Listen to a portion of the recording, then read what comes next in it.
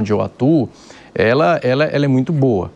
Você não pode dizer que não vá ter alguma pressão política, alguma influência, mas eu acho assim, o arcabouço legal que a gente tem hoje, ele protege bastante a agência reguladora contra essas pressões políticas, né? E é muito isso, né? Você tem eu acho até que é do jogo democrático. Você tem um governo que quer implementar as suas políticas e tem pressa para fazer isso porque tem que dar satisfação aos seus eleitores e tal. Mas você tem um procedimento que precisa ser seguido. E quem tem que seguir esse procedimento são as agências reguladoras, que são órgãos de Estado. Então, ela tem que dizer, olha, vamos implementar, mas na medida do possível. Não dá para fazer nessa velocidade sob pena da gente causar aqui prejuízo, ter problema, ferir contratos. Então, existe esse jogo dentro da democracia que é muito, eu acho assim, eu não vejo isso como algo prejudicial. O que precisa realmente ter são essas temperanças aí, né? Essa parcimônia, seja por parte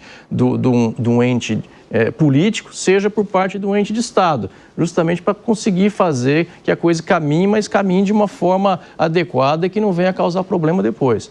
Então, essas pressões são naturais. O que precisa realmente é evitar que a temperatura suba, né? Presidente, ainda no risco contratual existe o risco jurídico. Hoje tudo é judicializado, todo mundo aciona o Supremo toda hora, né?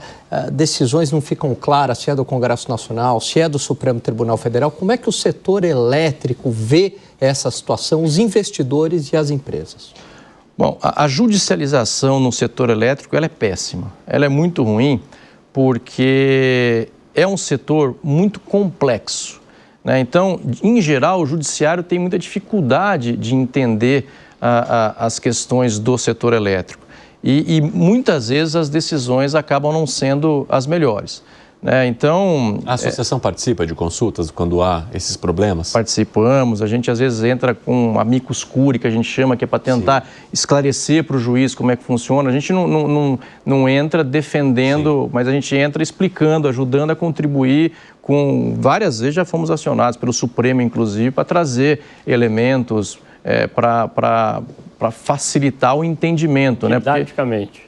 Desculpa. Para explicar de forma didática. Explicar de forma didática. Você tem um lado falando uma coisa, tem um outro lado falando outra coisa, e o juiz muitas vezes tem que entender aquele negócio e às vezes as decisões saem, decisões que são inaplicáveis, né? Funciona essa consulta de vocês? Olha, é ouvido, né? Mas nem sempre E quando o senhor fala em decisões, por exemplo, inaplicáveis, o que seria inaplicável, por exemplo? O senhor tem?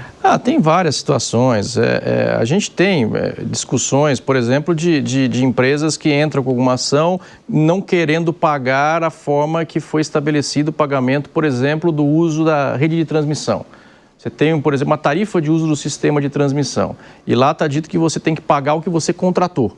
Você contrata um limite e você paga esse limite mesmo que você não use. Aí você tem situações, por exemplo, que a empresa não está conseguindo gerar energia e tal, ela entra com uma ação falando, olha, eu quero pagar pelo que eu estou usando e não pelo que eu contratei. E muitas vezes o juiz, inadvertido, sem entender como é que o sistema funciona, vai lá e dá a liminar e fala, pode passar a pagar com base no que você está usando e não com base no que você contratou. E aí você causa um problemaço, porque isso aí leva em consideração todas as transmissoras, o cálculo que o ONS faz. O ONS chega e fala, eu não consigo calcular isso aqui, como é que eu vou ver quanto ela usou se ela está usando um sistema que tem outras empresas juntos? Então, assim, tem muitas vezes que a realidade não dá para atender o que o juiz fala. Então, a judicialização no setor elétrico ela é muito ruim. Agora, por outro lado, veja, o agente leva a ação para o judiciário, leva para o Supremo, ele tem que decidir. Então, tem situações em que o Supremo pode dizer, ou o juiz de outras instâncias pode chegar e dizer, olha, isso aqui está dentro da discricionariedade do órgão administrativo, do poder público, eu não vou entrar nessa. Mas tem situações que não é de discricionariedade, que é situação de legalidade mesmo. Aí o juiz ele é obrigado a decidir. Então, muitas vezes a gente fala, mas judicializou e o Supremo está interferindo. Mas, às vezes, você levou para o Supremo uma questão de legalidade, uma questão lá, constitucionalidade, não é legal. Se ele entender que há uma inconstitucionalidade, ele tem que decidir, não pode deixar de decidir. Então, a grande discussão que se faz é o que se deve levar para o judiciário, né? E como se deve levar para o judiciário. E não só no Supremo, em qualquer das instâncias judiciais, né? Vai lá, Nelson. Presidente, quero falar sobre algo que impacta as concessionárias de energia, que é poluição visual nos postes da cidade. Porque em muitos locais a gente tem um emaranhado de fios, que aquilo, além de ser feio, às vezes causa, imagino, que dificuldade para a própria manutenção do sistema, né?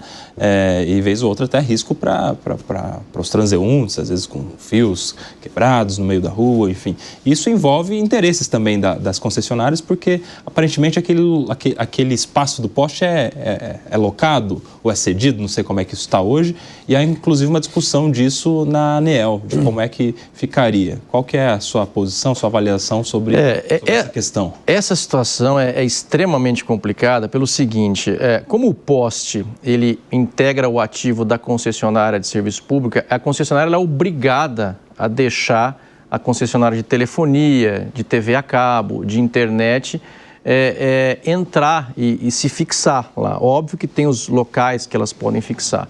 Mas o problema todo primeiro, a fiscalização dessas concessionárias de telefonia, na concessionária das empresas de internet, de TV a cabo e tal, e porque elas acabam conectando e muitas lançando mais cabos do que aprovado e tal, e você não tem condição não tem gente suficiente para fiscalizar isso.